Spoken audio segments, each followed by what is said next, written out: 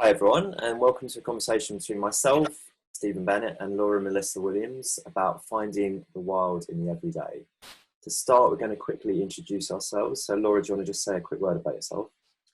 Hi everyone. So I'm Laura Melissa Williams, and my work is primarily influenced and inspired by getting out into nature. A lot of what I do is about the conflicts that happen between us as who I think are like natural human beings, natural beings, and the way in which we live currently, from my lived experience in Western society, but also in an urban environment.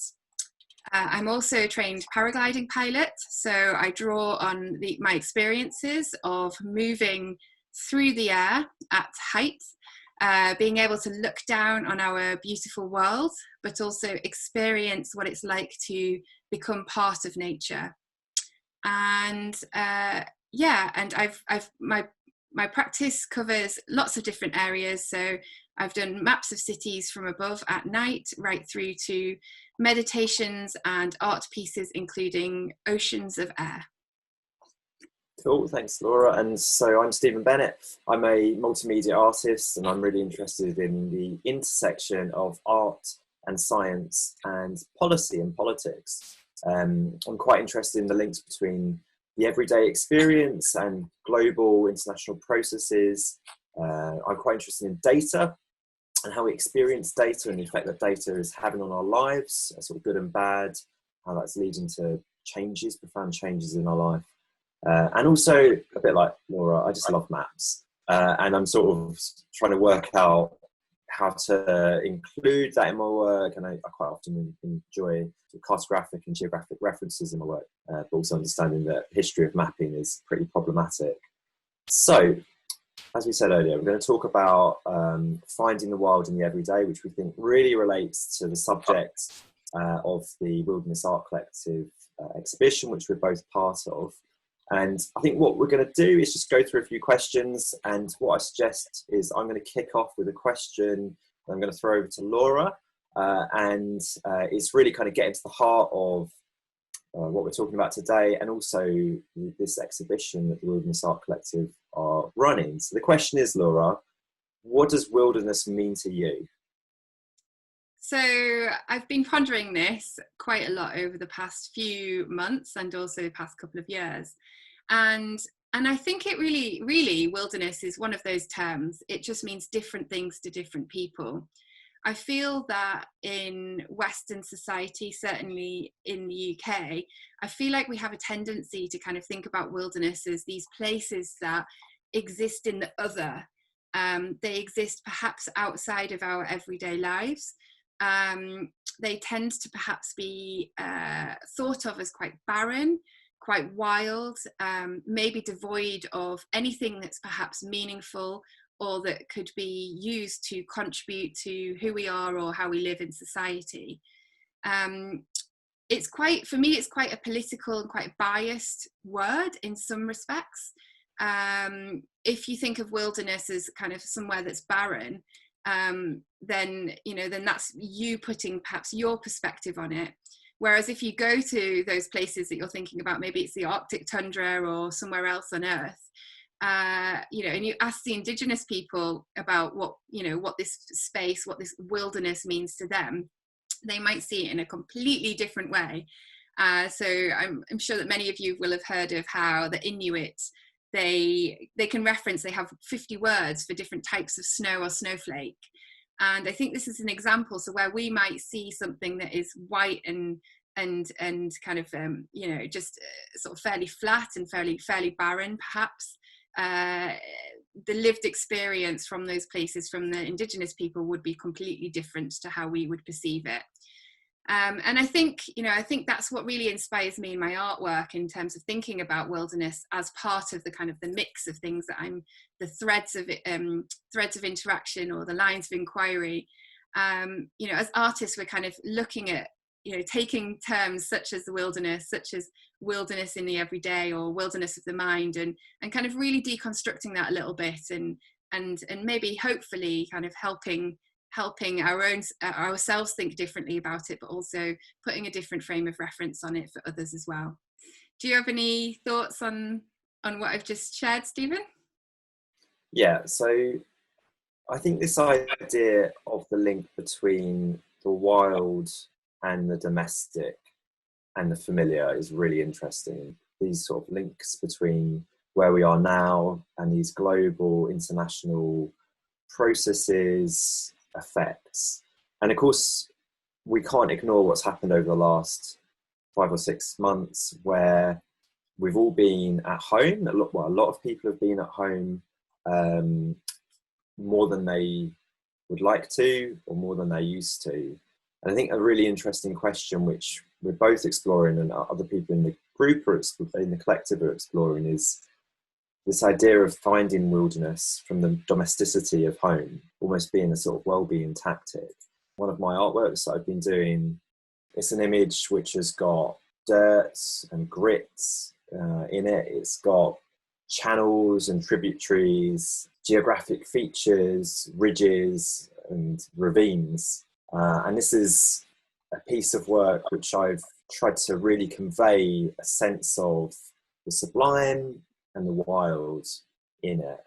I'm just going to flick to another photo, sort of similar, or maybe this has a bit more of a kind of cloudy appearance and aerial appearance, gain these sort of ridges or geographic or very sort of ecological features. With this image, obviously, I've kind of imbued the work with some cartographic and geographical gestures, for example, grid lines, which for me immediately sort of make something geographic on a global scale. But I guess the punchline, these photos were taken here. So this is the street I live on in Walthamstow.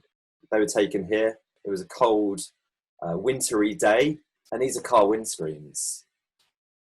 So they're the sort of ice and grit and dirt on car windscreens in a very domestic, suburban environment. And this is how I've tried to address this link between the home, the domestic, the familiar, and the wild, the global, the planetary. It's not just a visual linkage, there is a material linkage as well. And the pollution that is pumped out by cars is affecting the wild and the wilderness on a global level, whether that's air pollution or actually whether it's climate change more full stop. So this is how I've tried to really draw a visual and aesthetic link between the day-to-day and the global wilderness, but also draw a very direct material relationship between it. You know, the things that are on these screens, bits of dust and dirt and granules is having a profound effect upon the wilderness. And of course, this has been also something that's been easy to do during COVID, where we just can't get very far. So Laura, how does this work for you? I've sort of given my version of how I find the wilderness in the everyday. How do you find the wilderness in the everyday? What's your sort of approach to this? I think for me, I've been reflecting on this again quite a lot. And for example, right now I'm looking outside of my window or out of my window, and it's quite a blustery day. There's the trees are moving in a quite dramatic way with the wind. And for me, as a trained paragliding pilot, I've been trained in, and I still have a lot to learn, but I've been trained in essentially, what the air is doing around us, how is the sun conducting, and the wind is like following this. It's like the orchestra, if you like, of what the sun is actually doing. And so on windy days like this, and perhaps it's my northern roots, but balmy weather is just something that I absolutely love. But since paragliding, I've kind of seen it with a whole new light. And obviously to paraglide, you need to be out of the city. You need to be, let's say, in somewhere a little bit more wild, where you've got the space to be able to kind of explore these three-dimensional commons. But obviously the wind exists in cities as well. So really understanding these kind of oceans of air that are, this element, this natural element that is the most invisible, perhaps the least recognized, and understanding how, you know, you can take that learning from being a paragliding pilot into the everyday is, for me, is just, you know, an observational activity. These artworks are inspired and have been made also during lockdown, and they are essentially in response to the feeling of kind of being up in the air, the feeling of how air kind of circulates or revolves around buildings, very much like if if the ground to maybe 100 or 200 meters up was covered in water, how that would respond in terms of these buildings and shapes and trees that are kind of in its way, and how it tumbles and billows and gasps and kind of rolls over these kind of formations that are in a city. And so these pieces here, this piece is actually quite a large piece. And again, looking at the sublime, looking at this kind of this awe of this natural element, but also creating or building in kind of man or artificial digital aspects to this. So the detail here is actually, these are paper cuttings. They have been created by using a natural element, so basically using smoke and creating kind of natural forms on paper using smoke, so essentially burning or leaving a layer of carbon on the paper, photographing and digitalizing that, and then using those digital images to cut into that. And I guess what it is, it's like a nod on how we feel as human beings. We can master or take over nature, or certainly try and understand it and digitalize it. So in paragliding, for example, there are an increasing number of instruments that instructors are using to be able to understand what the wind is doing in a kind of real-time basis. And to some degree that perhaps takes some of the instinctual aspects out of the sport. And I think there's something about feeling what it feels like to have the air on your skin. And so from walking meditations that I've been doing, I've also been looking at other artworks. I've been creating other artworks that are essentially about these smaller puffs of air. So just when you maybe have a bit of wind coming in through your window, a little draft, and looking at how those feel and the kind of the shapes and the feeling of those. Again, using the same pattern, the same process. So for me, it's about observing these oceans of air in quite a big way, but also in a perhaps so macroscopic and in perhaps more of a microscopic way, and really kind of observing the nature, the true nature of those, and how it feels to be receiving or part of that experience. I think there's some interesting relationships between our work and some common themes that we're looking at here. And I think this idea of, well, first of all, you're using smoke, and I'm thinking about the grit which is on windows, which is air pollution. So there's an interesting thing there where we're both using a sort of dirty airborne material. And I also really like the way that what you've done there is you have visualized the invisible. You can't see air. I'm going to give an example of how I've tried to visualize something as well, which is not necessarily something we can see. And that is air pollution, which obviously relates to the theme that I'm working on here. So this is the third of the pieces which I'm showing in the Wilderness Art Collective group show. And as you can sort of see, it's a digital collage, and it includes many of the sort of source materials and the motifs from the previous photos I showed, which were essentially the sort of ice and water and dirt on car window screens taken in Walthamstow. But what it does is it combines it with a map, and you can just see this is the River Thames here, kind of. Here's the Isle of Dogs, pretty kind of familiar. Walthamstow's up here somewhere. And what you've got on the screen as well, you've got squares. And these squares are actually data pixels. And the pixels show the differential, and by and large that's an improvement in air pollution between March 2020 and March 2019.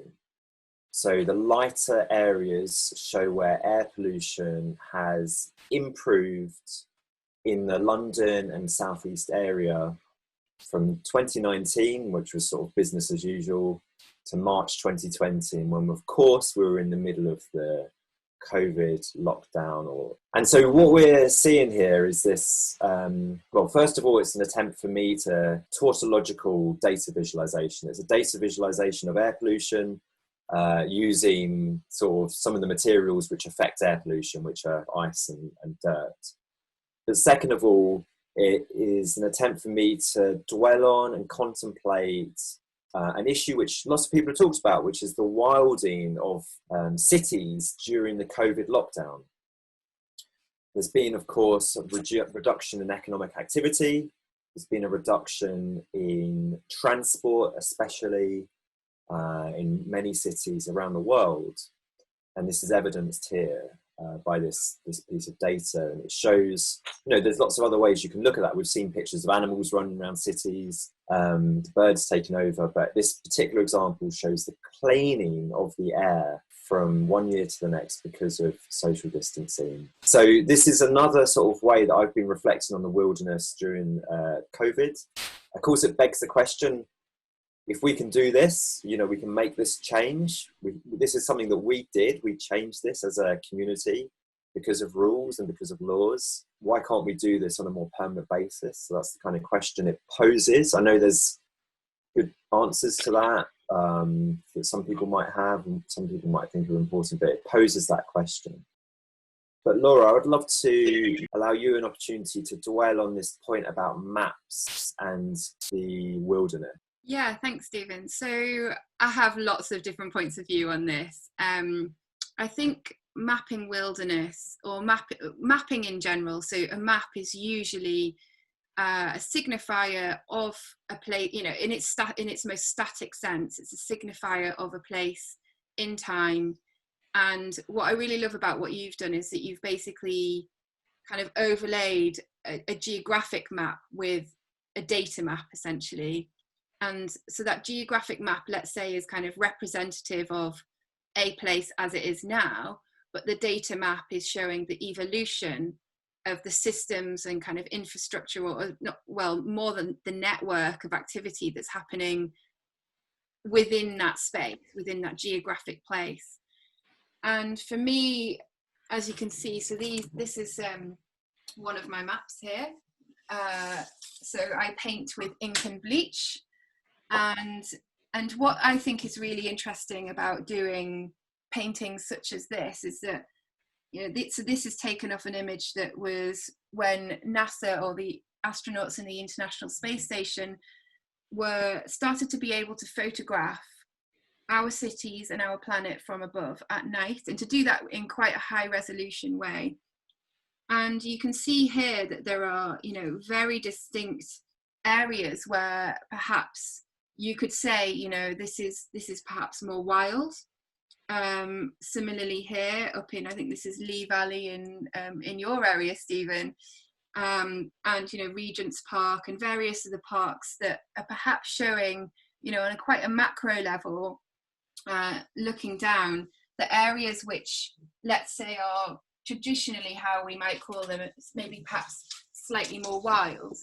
I think that, again, it depends how you look at those cities, because then if you were to zoom in and if you were to look at those, maybe you have a map of a local area, and perhaps that area, for example, since the lockdown, has become more wild because nobody has been there to cut the grass or trim the trees, or the birds have become closer to us because we haven't been around so much. So these kind of, so it depends on whether you're looking from quite a macro point of view or quite a micro point of view, and whether you're zooming out or zooming in. I think, for example, on this map here, what you can see is here, which is quite near to my home base up here, I think it's this bit here, this is Northumberland, and it's one of the areas in the UK that is registered as I think it's a deep night sky area or blackout area, I can't remember the exact term. But I think that, and I've been there, I've actually been camping there, and it is so black, I've actually got completely lost there. And on any map, you can basically see that it's not subject to light pollution. It's not subject to this kind of, this emblem of civilization. And so, these areas that are totally black or, kind of are shown on a map, especially with maps at night. And there's different ways of mapping that. And I think as satellite technologies become much clearer, I've been on trips. I did a sailing trip to Greenland a few years ago. And before I went, I basically Google Earth the whole place, and to understand the terrain, understand the topography, the geology, really understanding the kind of the lay of the land, if you like. But I think looking down on something is not the same as being within it. So being within it is really, a map is just one form of data. The lived experience is if you like, a set of emotional data, a series of pieces of emotional data. And for me, that is, the wilderness that you observe when you're out is very different to what you see from a macro perspective. Yeah, and I think the other thing that's important to reflect on, just building on that, is the colonial history of mapping as well, which is obviously particularly pertinent at the moment, but obviously it's pertinent more generally. So I don't know if you have any reflections on that. I mean, that's something that I'm sort of wrestling with in a lot of my work, is on the one hand, the sort of joyful sort of enjoyment of a kind of a map, especially old maps that have a wonderful aesthetic and feel, but at the same time, generally the pretty problematic usage, implications, othering that is associated with those maps. 100%. And again, and that is, so my maps are of a place in time as seen from, photos that may have been digitally edited, who knows. There is, if you look back historically at maps, the Great Britain is and has been edited to make it appear larger on certain maps, which is obviously, to some degree egotistical, and also definitely representative of a certain type of colonialism. And maps are political, and even tracking the Amazon rainforest and looking at the deforestation and how this wilderness is essentially being erased and eradicated from our lives, but also the lives of future generations.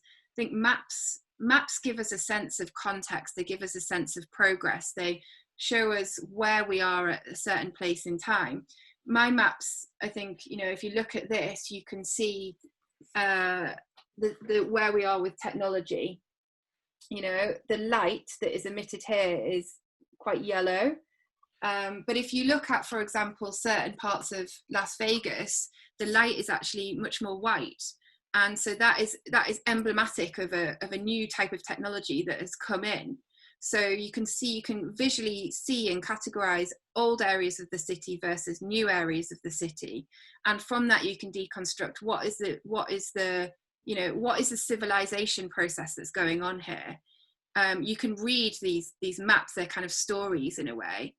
And you look to the future, there's quite a lot of research that's being done, bringing kind of technologies, light technologies from biophosphorescent and bioluminescent sea creatures, and trying to replicate that technology in lights and in paths.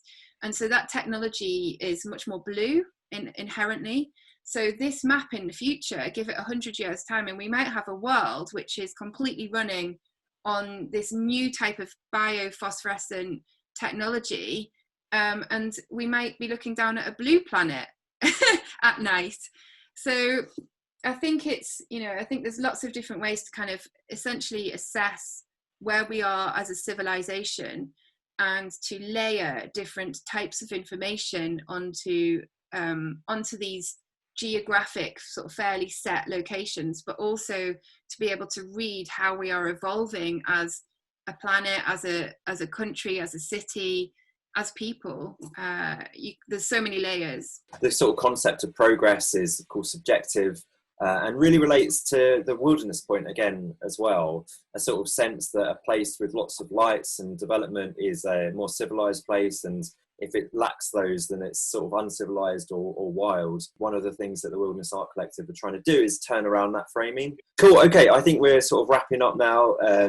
Any final thoughts that you've had from this sort of doing this piece or doing being involved in this collective or the show? Yeah, so my final thoughts really are about wilderness of the mind. So, so whilst we can look at maps, whilst we can look at data, whilst we can have our own kind of like, let's say, everyday lived experience, for me, a wilderness is, or a wildness is about how you think, how you observe, how you respond to your natural instincts within a place. So you can be wild in the park that's down the road if you feel like you can explore and be creative and go with your natural instincts and, let's say, more animal urges. So I feel like wilderness is in all of us. We just kind of have to unlock it a little bit and be a bit more observant about the space, whether that's at home or whether it's out in the wild, that we are inhabiting at that moment in time. Yeah, and for me, I think I have a similar point, which is that being involved in this show has just made me feel better, and it's helped me deal with a sort of stressful and tumultuous time. I've by no means had the worst of it, but it's still been, still a tough time.